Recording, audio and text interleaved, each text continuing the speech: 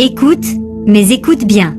Ce que tu vas entendre dépasse les frontières du réel, et pourtant, cela s'est passé, là, sous nos yeux voilés par l'ignorance. Aux confins de la brousse, là où les arbres ne mentent pas, une entité obscure surgit. Elle ne marche pas, elle glisse entre les herbes comme un souffle ancien. Elle observe à gauche, puis à droite. Et, dans un murmure imperceptible, elle se métamorphose.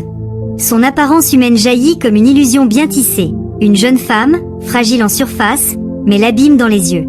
Sans bruit, elle s'éloigne. Pendant ce temps, une mère de passage, l'enfant dans les bras, avance doucement. Et voilà, les chemins se croisent. La fausse demoiselle, voyant approcher la mère, s'effondre en lamentation. Elle pleure, ou plutôt, elle mime la douleur. Un chagrin si bien imité qu'il fendrait le cœur le plus dur. « Ma fille, que fais-tu là? Pourquoi ces pleurs, seule, dans cet endroit perdu ?» D'une voix douce comme un piège, l'étrangère répond. « Maman, je n'ai ni toi, ni chair de mon sang.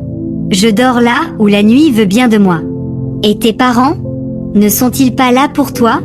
Ils ont rejoint le silence depuis longtemps. Je suis l'ombre de la rue, rien de plus. Seigneur, quelle misère! Tu vis ainsi? Seul? Seul. Toujours seul. Même les mouches ont plus de compagnie que moi. » La femme, troublée, ne peut détourner les yeux de cette créature en détresse. Elle l'invite. « Viens avec moi. Tu ne peux pas dormir dans cette carcasse de maison abandonnée. Le mal rôde, et tu n'es qu'une enfant. » Mais ce qu'elle ignore, c'est qu'en croyant tendre la main à une âme perdue, elle ouvre sa demeure à un esprit ancien, drapé d'une peau d'innocence. Les jours passent. La jeune étrangère est désormais installée.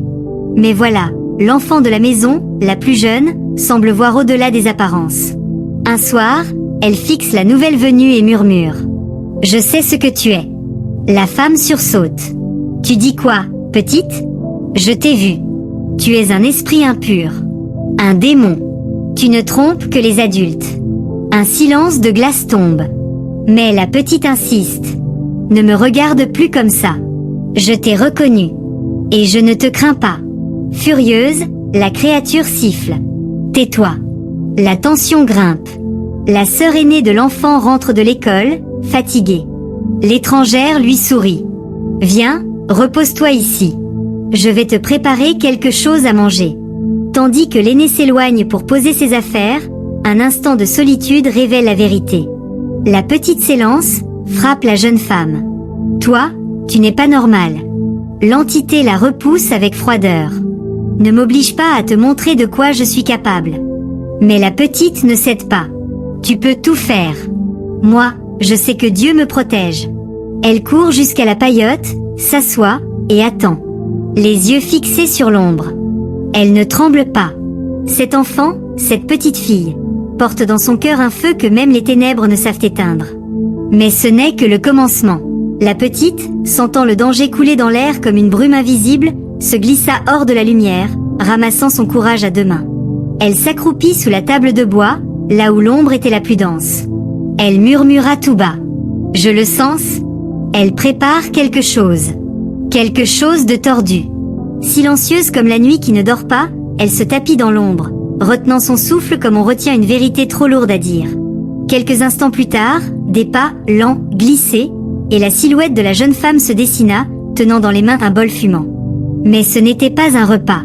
C'était une offrande maudite. Elle jeta des regards à gauche, puis à droite. Personne.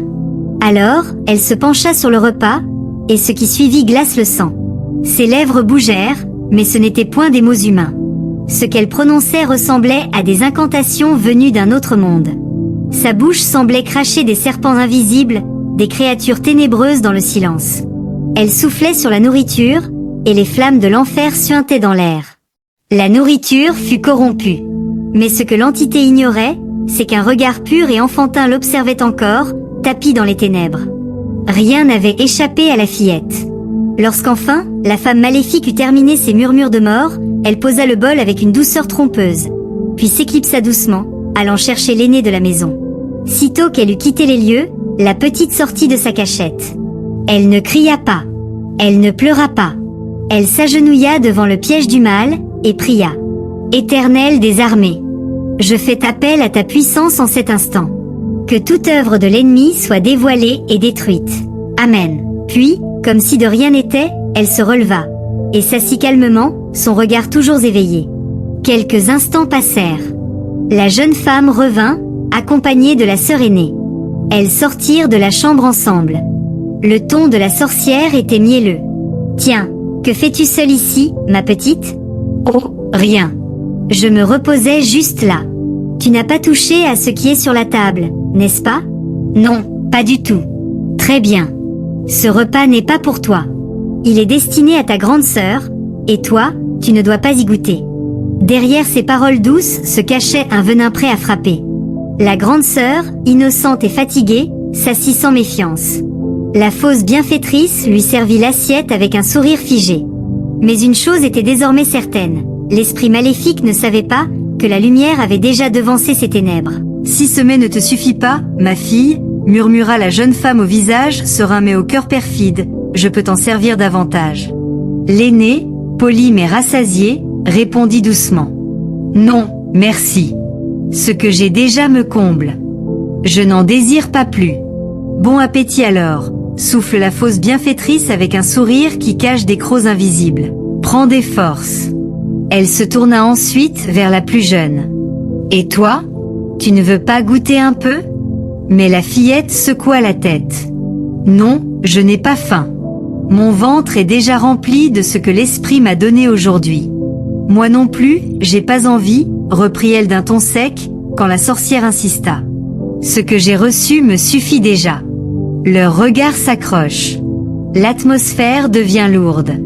L'aîné observe, un peu perdu, sans comprendre la tension qui monte. « Mange, » dit la sorcière, en s'adressant à la grande sœur. « Ne fais pas attention à elle. » L'aîné obéit, portant à sa bouche la nourriture empoisonnée d'incantations. « J'espère que tu apprécies ce repas, ma chérie.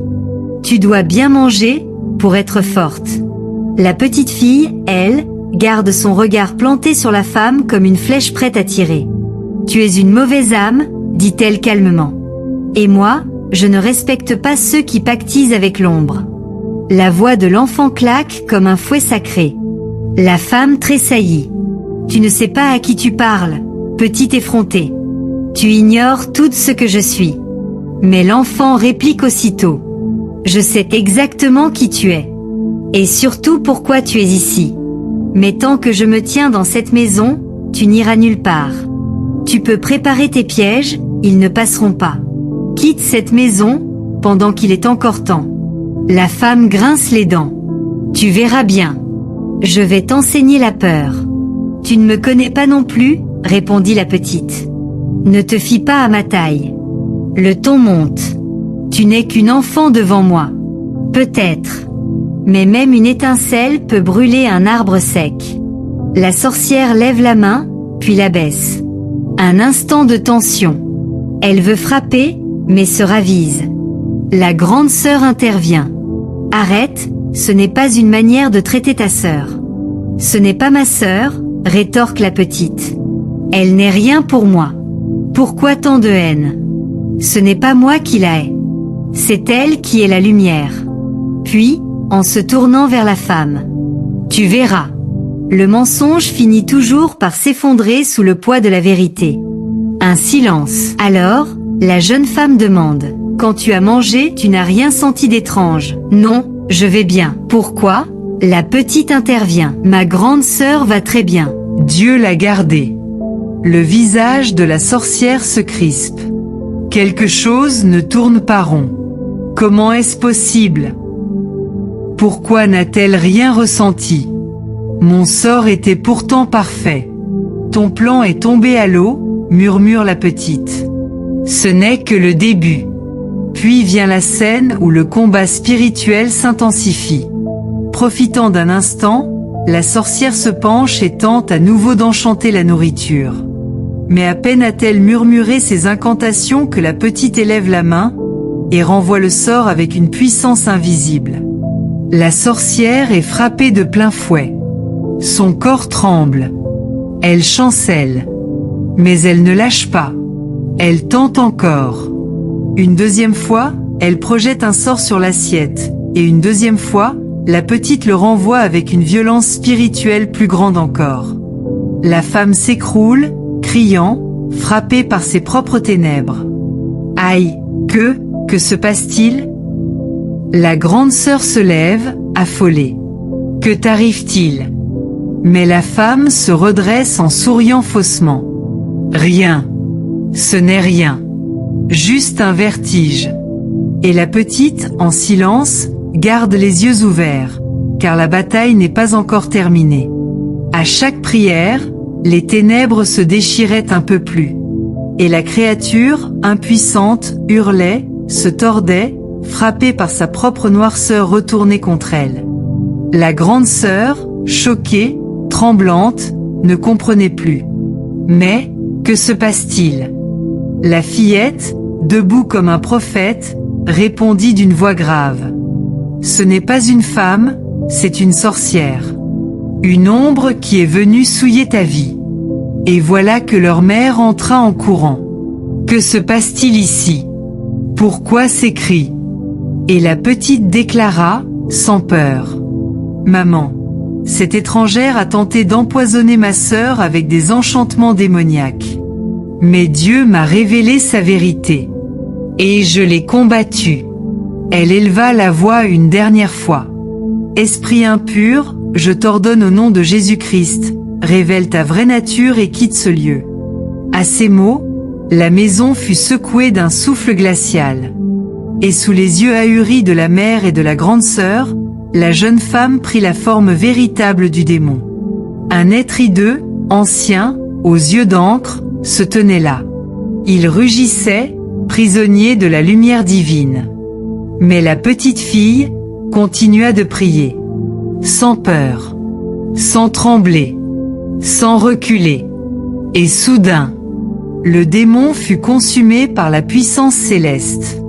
Il hurla une dernière fois, puis disparut, comme un mensonge effacé par la vérité. Silence.